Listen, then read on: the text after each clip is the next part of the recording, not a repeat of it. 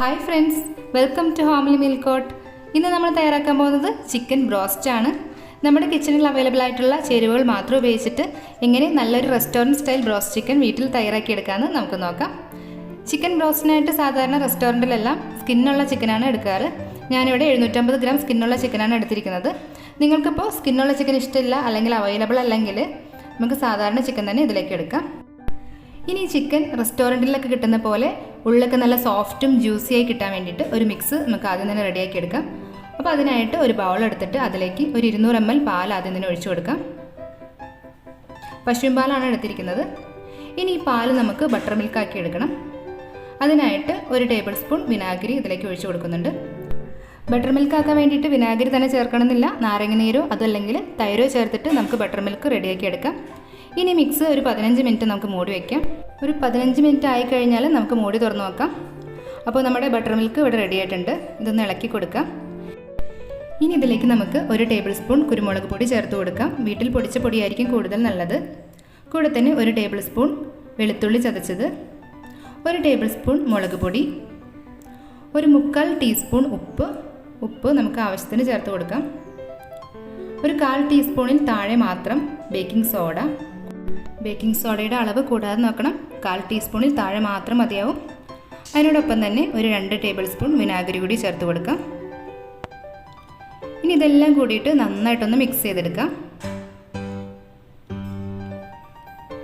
പൊടി കട്ട പിടിച്ച് കിടക്കുന്നതൊക്കെ നന്നായിട്ട് ഇളക്കി മിക്സ് ചെയ്ത് ആവശ്യത്തിന് ഉപ്പും എരിവൊക്കെ നോക്കിയതിന് ശേഷം നമ്മൾ മാറ്റി വെച്ചിരിക്കുന്ന ചിക്കൻ പീസസ് ഓരോന്നായിട്ട് ഇതിലേക്ക് ഇട്ട് കൊടുക്കാം.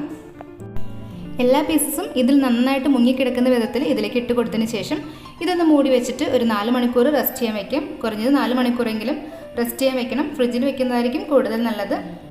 ഇപ്പോൾ ഒരു 4 മണിക്കൂർ ആയിട്ടുണ്ട്. നമുക്കിത് ഫ്രൈ ചെയ്യാനുള്ള വെറ്റ് മിക്സ് ആദ്യം റെഡിയാക്കി എടുക്കാം. അതിനായിട്ട് 1 കപ്പ് മൈദ, ഒരു 1/2 കപ്പ് കോൺഫ്ലോർ ഇല്ലെങ്കിൽ നമ്മുടെ വറുത്ത നൈസായിട്ടുള്ള അരിപ്പൊടി യൂസ് ചെയ്യാം. ഇതിലേക്ക് ഒരു 1/2 ടീസ്പൂൺ ഉപ്പ്, ഒരു മുട്ട, ഒരു 15 അല്ലി വെളുത്തുള്ളി ചതച്ചത്. ഇനി ഇതിലേക്ക് നമുക്ക് 1 കപ്പ് തണുത്ത വെള്ളം ഒഴിച്ചു കൊടുക്കാം. വെള്ളം ഒഴിക്കുമ്പോൾ ആദ്യം നമുക്ക് കുറച്ച് ഒഴിച്ച് കൊടുത്തിട്ട് ഒന്ന് മിക്സ് ചെയ്തതിന് ശേഷം ബാക്കി പിന്നീട് ഒഴിച്ചു കൊടുത്താൽ മതിയാവും. ഇത് നന്നായിട്ട് മിക്സ് ചെയ്തെടുക്കണം. ഇതിപ്പോൾ ഒരു കുറച്ച് കട്ടിയുള്ള മിക്സാണ് കിട്ടിയിരിക്കുന്നത്. ഇത്രയും കട്ടി നമുക്ക് വേണ്ട, കുറച്ച് ലൂസായിട്ടുള്ള മിക്സാണ് നമുക്ക് വേണ്ടത്. അതുകൊണ്ട് കുറച്ചും കൂടി വെള്ളം ഒഴിച്ച് കൊടുക്കുന്നുണ്ട്. ഇത് നന്നായിട്ടൊന്ന് ഇളക്കി ഇതുപോലെ ഒരു ദോശമാവ് പാകത്തിലാക്കി എടുക്കണം. ഇനി നമുക്ക് ചിക്കൻ ഫ്രൈ ചെയ്യാൻ ആവശ്യമായ ഡ്രൈ മിക്സ് റെഡിയാക്കി എടുക്കാം. ഡ്രൈ മിക്സിനായിട്ട് മറ്റൊരു ബൗൾ എടുത്തിട്ട് അതിലേക്ക് ഒരു 400 ഗ്രാം മൈദ ഇട്ട് കൊടുക്കാം. ഇനി ഇതിലേക്ക് ഒരു 1/2 ടീസ്പൂൺ ഉപ്പും ഒരു ടേബിൾ സ്പൂൺ മുളക് പൊടിയും കൂടി ചേർത്ത് കൊടുത്തിട്ട് നന്നായിട്ടൊന്ന് മിക്സ് ചെയ്തെടുക്കാം. ഉപ്പും മുളക് പൊടിയും നമ്മുടെ ടേസ്റ്റിനനുസരിച്ച് നമുക്ക് ചേർക്കാവുന്നതാണ്. ഈ ഒരു മിക്സിൻ്റെ കൂടെ നമ്മുടെ മാഗിയുടെ കൂടെ കിട്ടുന്ന ചെറിയൊരു മസാല പാക്കറ്റ് കൂടി ചേർക്കുകയാണെങ്കിൽ നല്ലൊരു ടേസ്റ്റ് ആയിരിക്കും. നിങ്ങൾക്ക് വേണമെങ്കിൽ ട്രൈ ചെയ്യാവുന്നതാണ്. മാഗി അത്ര ഹെൽത്തി അല്ലാത്തതുകൊണ്ടാണ് ഇവിടെ കാണിക്കാതിരുന്നത്. ഇനി നമുക്ക് ഫ്രിഡ്ജിൽ റെസ്റ്റ് ചെയ്യാൻ വെച്ചിരിക്കുന്ന ചിക്കൻ പീസസ് പുറത്തെടുത്ത് കൈ ഉപയോഗിച്ചിട്ട് ഇതുപോലെ നന്നായിട്ട് മിക്സ് ചെയ്തതിന് ശേഷം ഫ്രൈ ചെയ്യാനായിട്ട് റെഡിയാക്കി എടുക്കാം. ആദ്യം ഫ്രൈ ചെയ്യുന്ന 3 പീസ് മാത്രം ഇപ്പോൾ ഒന്ന് റെഡിയാക്കി എടുക്കാം.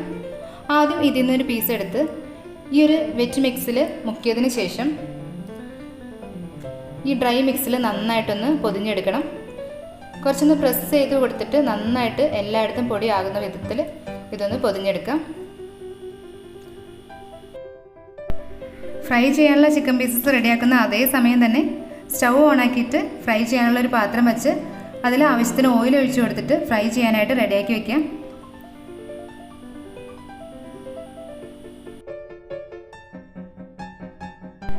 അപ്പോൾ ആദ്യത്തെ സെറ്റ് ഫ്രൈ ചെയ്യാനുള്ള 3 പീസസ് ഇവിടെ റെഡി ആയിട്ടുണ്ട്. ഫ്രൈ ചെയ്യാനുള്ള ഓയിൽ ഇവിടെ നന്നായിട്ട് തിളച്ചിരിപ്പുണ്ട്.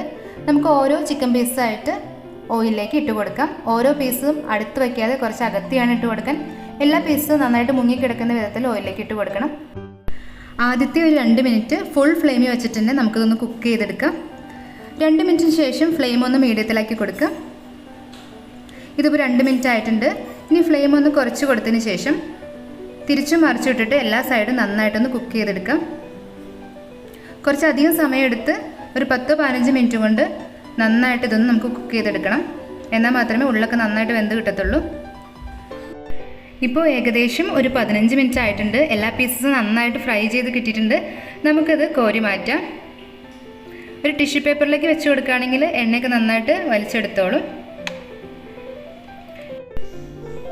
അടുത്ത സെറ്റ് കൂടി ഇതിലേക്ക് ഇട്ടിട്ട് നമുക്കൊന്ന് ഫ്രൈ ചെയ്തെടുക്കാം. വീണ്ടും ഫുൾ ഫ്ലെയിമിൽ വെച്ചിട്ട് ഒരു 2 മിനിറ്റ് കുക്ക് ചെയ്തതിന് ശേഷം ഫ്ലെയിം ഒന്ന് കുറച്ച് വെച്ചിട്ട് ഒരു 10-15 മിനിറ്റും കൊണ്ട് ഇതൊന്ന് ഫ്രൈ ചെയ്തെടുക്കാം. ഫസ്റ്റ് സെറ്റ് ഫ്രൈ ചെയ്ത് കിട്ടുമ്പോഴേക്കും അടുത്ത സെറ്റിനുള്ള ചിക്കൻ പീസ് റെഡിയാക്കി വെക്കുകയാണെങ്കിൽ ഓയിൽ പാത്രത്തിൽ കിടന്ന് ഒരുപാട് വറ്റിപ്പോവാതെ തന്നെ നമുക്ക് വേഗം ഇത് റെഡിയാക്കി എടുക്കാൻ പറ്റും. പിന്നെ നിങ്ങൾക്ക് ഇത്രയധികം ഓയിൽ എടുത്തിട്ട് ഫ്രൈ ചെയ്യാൻ ബുദ്ധിമുട്ട് തോന്നുവാണെങ്കിൽ ചെറിയ പീസായിട്ട് ഇട്ട് കൊടുക്കുകയാണെങ്കിൽ കുറച്ച് ഓയിലിൽ തന്നെ നന്നായിട്ട് ഫ്രൈ ചെയ്ത് കിട്ടും. പിന്നെ ചെറിയ പീസാണെങ്കിൽ കുക്കിംഗ് ടൈമും കുറവായിരിക്കും. ഒരു 10 മിനിറ്റിൽ തന്നെ ചെറിയ പീസൊക്കെ നന്നായിട്ട് ഫ്രൈ ചെയ്ത് കിട്ടും.